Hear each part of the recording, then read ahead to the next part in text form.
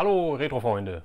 Der erste Flohmarkt 2022 ist hinter mir. Am 2. Januar diesen Jahres ging es sofort los. Der erste Flohmarkt war da, der Retro-Rauner war auch da. Was ich da gefunden habe, ob ich was gefunden habe, das seht ihr in diesem Video.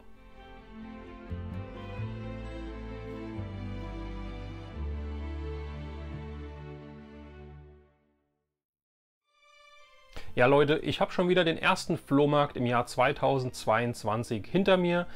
Es ist ja dieser Antik- und Trödelmarkt, der bei mir immer am ersten Sonntag des Monats ist. Das ganze Jahr über, also 12 Monate, jeden Sonntag, jeden ersten Sonntag im Monat findet dieser Trödelmarkt, Antik- und Trödelmarkt statt. Ich habe es in den anderen Videos schon mal hier und da erwähnt. Der nennt sich Antik- und Trödelmarkt.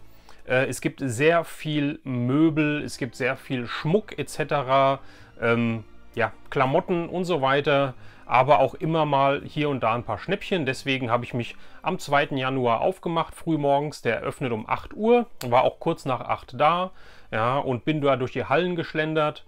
Habe was gefunden, Gott sei Dank. Ja, an einem Stand, wäre dieser Stand nicht da gewesen, dann wäre der erste Flohmarkt für mich, ja, ein Reinfall gewesen, denn sonst habe ich nichts gefunden, nichts, was mich angesprochen hat, nichts, was bei mir in die Sammlung reinpassen würde.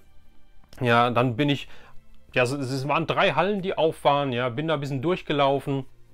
Und an einem Stand habe ich was gesehen und dachte mir, guckst du es dir mal an. Und was soll ich sagen? Es waren Puzzle, ja. Wie ihr wisst, ich sammle Puzzle aus Leidenschaft, vor allem halt alte Puzzle, ja, aus den 70er, 80er Jahren. Und da ist mir ein Stand aufgefallen, wie gesagt, es war eine jüngere Dame, muss ich sagen, was untypisch ist. Ja, normalerweise sind das eher ältere Herrschaften, die da solche alten Sachen verkaufen aus den 70ern, Anfang der 80er. Nee, es war eine relativ junge Dame und habe erstmal begrüßt, frohes Neues etc.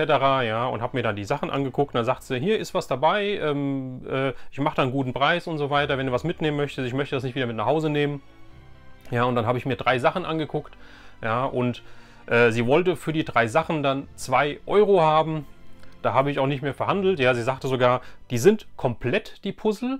Ja, und sie wollte mir auch auf ihrem Handy Fotos zeigen. Ja, sie hat die wohl alle nochmal gepuzzelt vorher. Fand ich total geil. Habe gesagt, nee, alles gut, ja, 2 Euro, ich nehme sie mit.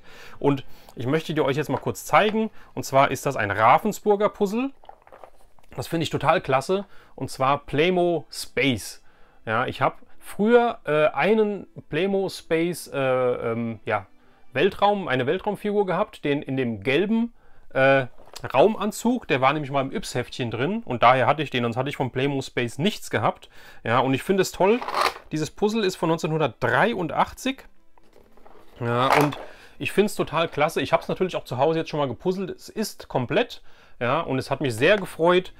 Ich habe noch nie ein Ravensburger oder ein Puzzle generell vom Playmobil von Space gesehen, ja, aus den 80ern. Das war ja richtig, richtig toll damals, richtig groß. Da gab es ja so viele Sachen, das Raumschiff und so weiter.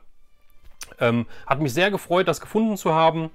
Dann habe ich, nehmen wir das hier als erstes, hat sie noch ein kleines Puzzle gehabt. Ich mag ja diese Mini-Puzzle auch sehr gerne. Das ist Puschel, das Eichhörnchen. Das ist eine Anime-Cartoon-Serie, auch aus Anfang der 80er Jahre oder Mitte der 80er Jahre. Ja, da gab es auch 1 oder 2 Staffeln von, die habe ich auf DVD auch komplett. Und das ist jetzt ein kleines Puzzle von dem Hauptdarsteller, von dem Puschel, von dem Eichhörnchen.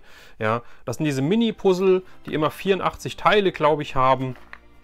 Und ja, 1984 steht hier drauf.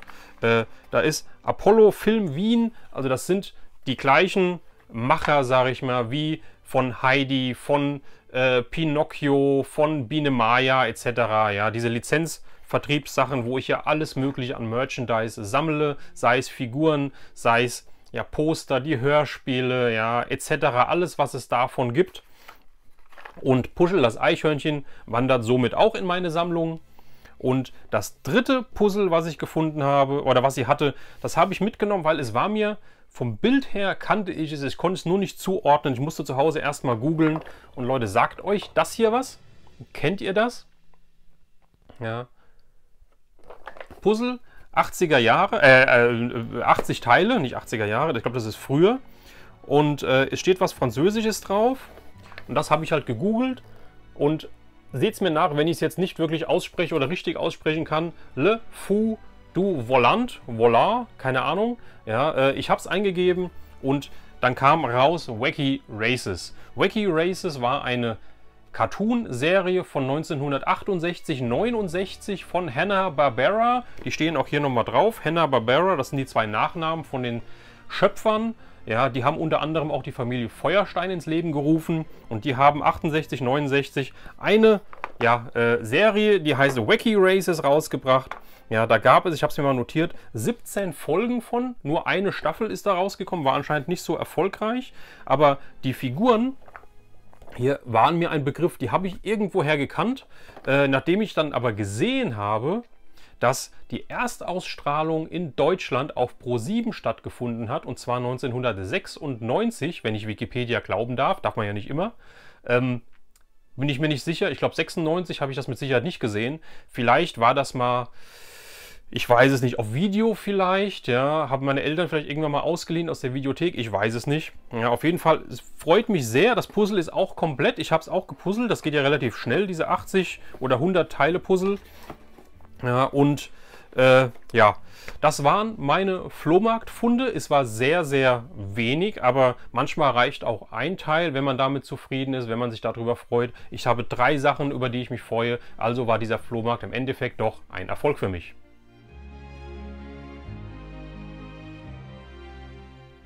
Ja Leute, und dann möchte ich gerade noch mal mit einem Puzzle weitermachen, ja, denn das habe ich schon Ende 2021 bekommen, und zwar von dem Mr. Coleco. Das ist auch ein Online-Shop und der hatte Ende des Jahres, war das jeder Tag oder war das nur jede Woche, ich weiß nicht, immer so Adventskalendertürchen aufgemacht und hatte an jedem Tag immer was gepostet, was er halt günstiger verkauft. Und an dem einen Tag hat er ins Schwarze getroffen bei mir, ja, da hat er ein Puzzle verkauft für 10 Euro. Ja, und das konnte ich mir nicht entgehen lassen. Ja, es ist ein Puzzle von Kampfstern Galactica. Das finde ich mega geil. Das hat mich sowas von gefreut. Ja, und 10 Euro finde ich dafür absolut in Ordnung. Ja, ich habe keine Sekunde überlegt. Das ist von 1978 Universal City Studios Battlestar Galactica, wenn man das hier sehen kann. Ich finde das Wahnsinn. Ja, Merchandise von Kampfstern Galactica, von der Originalserie, finde ich so schwer zu kriegen. Es gibt ein paar Figuren, ja, die sind aber auch richtig teuer, wenn man sie in einem kompletten, wenn man sie lose haben möchte, in einem kompletten und guten Zustand, ganz zu schweigen davon, ja, wenn sie halt noch original verpackt sind. Also Wahnsinn. Da, Mr. Coleco, vielen lieben Dank nochmal für dieses Puzzle. Ja Leute, und jetzt nochmal auf den Flohmarkt zurückzukommen. Ja, ich bin aus dem Flohmarkt rausgegangen mit den 3 Puzzeln, bin nach Hause gefahren und habe dann nochmal am hiesigen Bücherschrank angehalten. Ja, ihr wisst ja, da gehe ich öfters hin, da gucke ich mal, was ist da. Ja, habe mir schon sehr viel da mitgenommen, habe aber genauso viel auch wieder immer reingepackt, und dieser Bücherschrank ist hoch frequentiert. Ja, also du kannst quasi gefühlt 2-mal am Tag hingehen und es sieht komplett anders aus. Also der ist sehr gut angenommen, das freut mich auch. Ja, und da habe ich wieder einen Haufen Sachen mitgenommen. Ich fand das total geil. Anscheinend hat jemand seine Filmbüchersammlung aussortiert und hat sie da reingestellt. Und wenn ihr das wisst, wenn ihr meine Roomtour zum Beispiel gesehen habt oder auch die anderen Videos von mir, ich sammle ja auch Bücher von Filmen, diese Filmromane mehr oder weniger. Und da hatte einer, wie gesagt, anscheinend seine Bücher reingestellt, und ich habe mir mitgenommen von Heine einmal das Buch zum Film Alien. Finde ich total klasse, finde ich total top. Ja, mit Bildern zum Film drin. Ja, mit Bildern zum Film drin. Ich lese diese Bücher auch immer ganz gerne. Das ist teilweise immer so ein bisschen anders wie der Film selbst. Hier steht noch drauf D-Mark 7,80 Mark. Ja, sehr schöner Zustand, nicht wirklich vergilbt und so weiter. Das zweite, was da drin gestanden hat, und davon gehe ich aus, dass es halt derselbe war, der es reingestellt hat, war Aliens, die Rückkehr, also vom zweiten Teil. Ja, auch hier das Buch im einwandfreien Zustand mit Filmfotos aus dem, mit Filmfotos aus dem Film, natürlich, mit Fotos aus dem Film. Ja, Sigourney Weaver mit Newt hier. Ja, also finde ich einen genialen Film, die Alien-Reihe, vor allem die ersten beiden Filme, Wahnsinn. Ja, auch das Buch hier hat noch 7,80 Mark gekostet, also der gleiche Preis. Ja, dann habe ich mir mitgenommen, das sieht ungelesen aus, auch gar nicht vergilbt oder sowas. Ja, habe ich mir mitgenommen, weil es halt da, ja, quasi ein Konvolut war, was quasi in dem Schrank war. Und zwar Monty Pythons Leben des Brian. Ja, das Buch ist ein bisschen neuer gewesen, denn das hat schon 12,90 Mark 12,90 Mark gekostet. Ja, aber wie gesagt, auch Top-Zustand. Auch hier sind Bilder des Films mit drin. Ja, Kultfilm, ja, muss man gesehen haben. Bin mir nicht sicher, ob das Lesen genauso viel Spaß macht, wie den Film zu gucken. Das werde ich auch mal in einer ruhigen Minute durchlesen. Und noch ein Filmbuch, der Roman zum Film von Bastei Lübbe diesmal. Der mit dem Wolf tanzt, Kevin Costner. Auch ein Kultfilm. Ja, auch den muss man gesehen haben, finde ich. Ja, dieses Buch hat gekostet 8,80 Mark.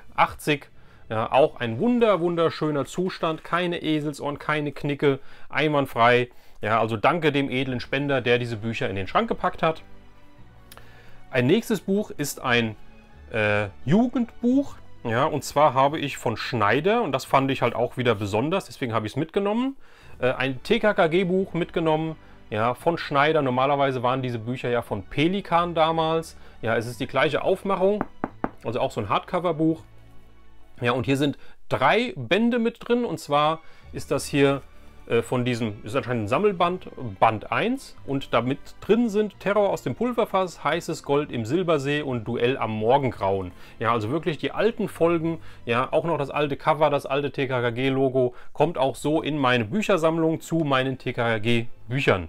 Und das nächste Buch, was ich habe, ist wieder etwas wie Puschel das Eichhörnchen, halt auch das Puzzle, ja, von den Cartoons aus den 70er Jahren, wie gesagt, ich habe eben schon mal erwähnt, Biene Maya, Heidi, Kimba der weiße Löwe etc. Ja, diese ganzen Kinderserien, ja, sammle ich alles Mögliche zu, und was ich dann noch gefunden habe, ist ein Buch zu Sindbad. Auch hier dasselbe, auch wieder Apollo Wien. Ja, ein schönes Buch. Sindbad habe ich früher auch geliebt, habe ich früher auch geschaut. Hier oben steht es, TV-Serie, ein schönes großformatiges Buch. Ja, vom Zustand her ist es ein bisschen vergilbt, die Seiten, wenn man sieht, aber alles noch fest eingebunden. Und ich finde es ja immer schön, wo diese Bücher herkommen. Und vielleicht sieht man es halt auch hier im Einband. Hier ist eine Widmung drin, und die lese ich gerade mal vor. Und zwar steht hier: Alles Liebe und Gute für Kerstin zum 6. Geburtstag von Tante Inge und Onkel Werner 1982. Also, liebe Kerstin, du hast ein tolles Buch von einer tollen Tante Inge und einem Onkel Werner geschenkt bekommen. Jetzt ist es im Bücherschrank gewandert. Jetzt habe ich es mitgenommen, und jetzt ist es bei mir in der Sammlung. Da ist es gut aufgehoben, Kerstin. Also brauchst dir keine Sorgen zu machen. Das Buch ist von 1978 hier Sindbad. Da sind mehrere Folgen drin, immer sehr schön mit den Bildern neben an der Seite. Und wie gesagt, ein schönes Kinderbuch. Ja, die Rückseite nochmal wunderschön.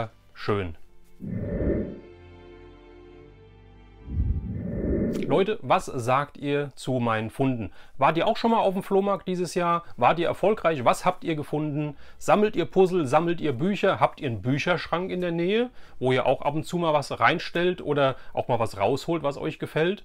Wie findet ihr das Kampfstern Galactica Puzzle? Ja, habt ihr Merchandise davon schon mal gesehen? All das interessiert mich. Schreibt es in die Kommentare. Ja, interessiert mich. Ich beantworte jeden Kommentar, auch wenn es manchmal vielleicht 1-2 Tage länger dauert.